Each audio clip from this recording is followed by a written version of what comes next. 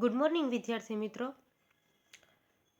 વાણિજ્ય પત્ર વ્યવહાર અને સેક્રેટરિયલ પ્રેક્ટિસમાં આપણે કોર્સનું છેલ્લું ચેપ્ટર એટલે કે કંપનીનું વિસર્જન જોઈ રહ્યા હતા, જેમાં આપણે કંપનીને ફડચામાં કે પછી વિસર્જનમાં લઈ જવાના પ્રકારોમાં અદાલત કે ટ્રિબ્યુનલ દ્વારા ફરજિયાત વિસર્જન કેવી રીતે થાય તે જોતા હતા.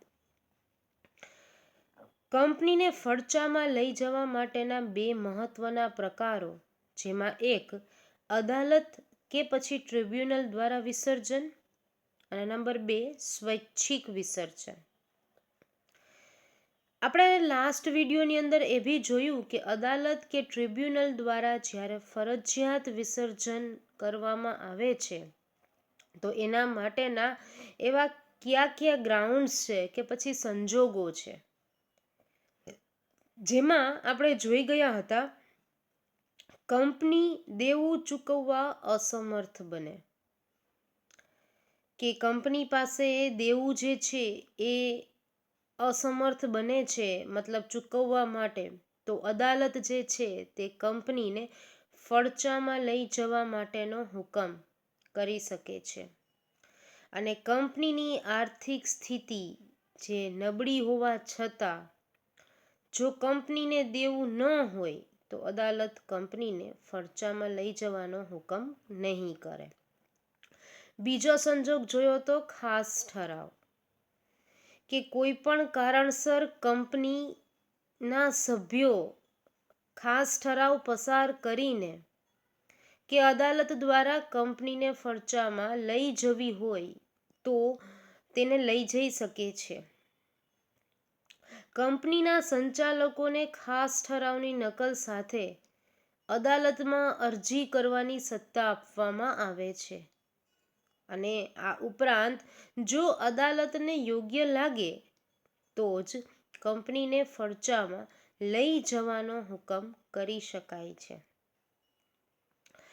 થર્ડ પોઈન્ટ આપણે જોયો તો કે કંપનીની પ્રાથમિક સભા અને અહેવાલ, મતલબ કે પ્રાથમિક સભા બોલાવવામાં નથી આવતી કે પછી તેની અંદર અહેવાલ જે છે તે રજૂ કરવામાં નથી આવતા, એટલે કે કંપની રજિસ્ટ્રાર સમક્ષ કે શેર હોલ્ડર સમક્ષ અહેવાલ રજૂ નથી થતા, તો પછી કંપની રજિસ્ટ્રાર અથવા શેર હોલ્ડર અદાલતમાં અરજી કરી શકે છે.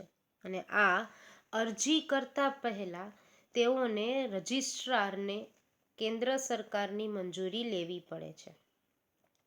સાથે ચોથો પોઈન્ટ એ બી જોયો હતો કે નોંધણીનું પ્રમાણપત્ર મળી ગયું હોય અને ધંધો શરૂ ન કરે અથવા તો ધંધો બંધ રાખે તો પણ અદાલત દ્વારા વિસર્જનનો હુકમ આપી દેવામાં આવતો હોય છે. આજના દિવસે આપણે જોશું સભ્ય સંખ્યામાં ઘટાડો. હવે જેટલી સભ્ય સંખ્યાની જરૂરિયાત હોય એના કરતાં રિડક્શન થઈ જાય છે મેમ્બર્સમાં, તો બી અદાલત જે છે એ આપણને આદેશ કરી શકે છે કંપનીને ફડચામાં લઈ જવા માટેનો. જાહેર કંપનીની સભ્ય સંખ્યા 7 થી ઓછી કે પછી ખાનગી કંપનીમાં 2 થી ઓછી થાય તો કંપનીને ફડચામાં લઈ જઈ શકાય છે, કારણ કે મિનિમમ સંખ્યા જાહેર કંપનીમાં 7 હોય અને ખાનગી કંપનીમાં 2 હોય. હવે આ મિનિમમના લેવલ કરતાં પણ જો ઓછી સંખ્યા થઈ જાય છે તો કંપનીને ફડચામાં લઈ જવા માટેની પ્રોસેસ ચાલુ કરવી પડે છે. સામાન્ય રીતે કંપનીના સભ્યો જ કંપનીને ફડચામાં લઈ જતા હોય છે. સભ્ય સંખ્યામાં ઘટાડો થયો હોવા છતાં જો કંપની 6 મહિના સુધી પોતાનો ધંધો ચાલુ રાખે અને એની જાણ જે સભ્યોને હોય તેવા દરેક સભ્યોને કંપનીના ભવિષ્યના તમામ દેવા માટે અંગત રીતે જવાબદાર ગણવામાં આવે છે. એટલે કે મિનિમમ 6 મહિના સુધીની અંદર તો કંપનીને બંધ કરી જ દેવી પડે. જો કંપની બંધ નથી કરતા અને ચાલુ રાખે છે તો જેટલા સભ્યો હાજર છે જે કંપનીને ચાલુ રાખે છે, ઓછી સભ્ય સંખ્યા હોવા છતાં પણ તો તેઓ અંગત રીતે જવાબદાર બને છે.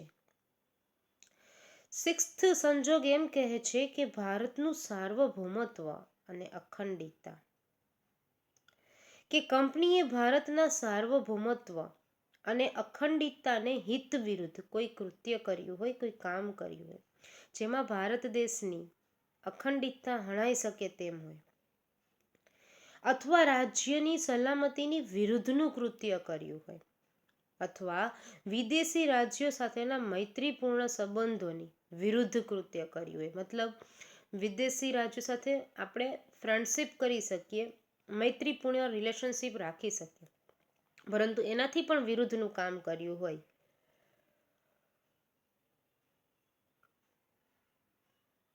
તો આવા સંજોગોમાં અદાલત એટલે કે ટ્રિબ્યુનલ કંપનીને ફડચામાં લઈ જવાનો હુકમ કરે છે. 7મા નંબરનો પોઈન્ટ એમ કહે છે યોગ્ય અને ન્યાયી કારણો. એવા બીજા કયા યોગ્ય અને ન્યાયી કારણો છે? કે યોગ્ય અને ન્યાયી કારણોને આધારે કંપનીને ફડચામાં લઈ જવા માટે અદાલત પાસે વિશાળ સત્તાઓ છે. બધી સત્તાઓ આમ તો જો કે અદાલત પાસે જ હોય છે, એટલે આ લાઈન તો આપણે થોડુંક લેન્થ વધારવા પૂરતી. તો નીચે જણાવેલ કારણોને આધારે ટ્રિબ્યુનલ કંપનીને ફડચામાં લઈ જવાનો હુકમ કરે છે. 6 સંજોગો ઉપરાંતના સંજોગો કે જેની અંદર ટ્રિબ્યુનલ જે છે એ અદાલત જે છે તે ફડચામાં લઈ જવાનો કંપનીને હુકમ કરે. નંબર 1, કંપનીમાં મડાગાંઠ પડી હોવાને કારણે કંપનીનો વહીવટ કરવો અશક્ય બને ત્યારે. કોઈ ઝઘડો થઈ ગયો છે કે કોઈ બાબત બની ગઈ છે અને એના કારણે થઈને કંપનીનું સંચાલન છે એ ખોરવાઈ ગયું છે, એટલે કે એનો વહીવટ કરવો જે છે એ હવે શક્ય નથી, તો પણ આ બાબત બની શકે. નેક્સ્ટ કહે છે કે કંપની તેના મુખ્ય ઉદ્દેશો કોઈ કારણસર ગુમાવે ત્યારે આવેદનપત્રમાં જે ઉદ્દેશ દર્શાવ્યા છે તે પ્રમાણે જ કામ કરવું જોઈએ, પરંતુ કંપની આ ઉદ્દેશને પડતા મૂકી દે છે અથવા તો ભૂલી જાય છે તો પણ અદાલતનો હુકમ આવી જાય છે. કંપની દર વર્ષે સતત ખોટ કરતી હોય. હવે ખોટ કરવી એનો મતલબ જ એ થાય કે ખર્ચ આવક કરતાં વધી જાય છે. તો સતત જ જો ખોટ ચાલુ રહેતી હોય તો પછી એમાં દેવા વધવાના જ છે. તો આ સંજોગોમાં પણ અદાલત જે છે એ આપણને હુકમ કરી શકે છે. કંપનીની રચના અને સમગ્ર વ્યવહાર કપટ કે છળકપટ હેતુ દ્વારા થયો હોય ત્યારે. હવે ખરેખર કંપનીની રચના જ કોઈ કપટ કે છળકપટ કરવા માટે જ કરવામાં આવી હોય અને આ હેતુ પકડાઈ જાય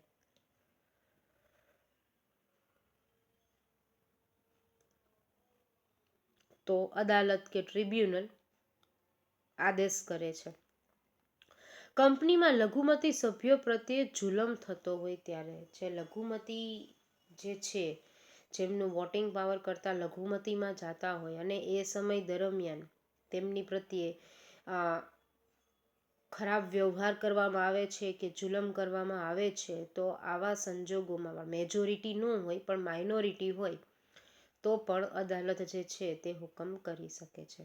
તો આ હતા બધા આપણા અદાલત દ્વારા કે પછી ફરજિયાત રીતે વિસર્જન કરવું પડે ત્યારના સંજોગો. આવતા નેક્સ્ટ લેક્ચરમાં આપણે જોશું સ્વૈચ્છિક વિસર્જન એ કઈ બાબત છે, એટલે વોલ્યુન્ટરી વાઇન્ડિંગ અપ કેવી રીતે થાય તે આપણાના પછીના વિડીયોમાં ડેપ્થમાં સમજશું.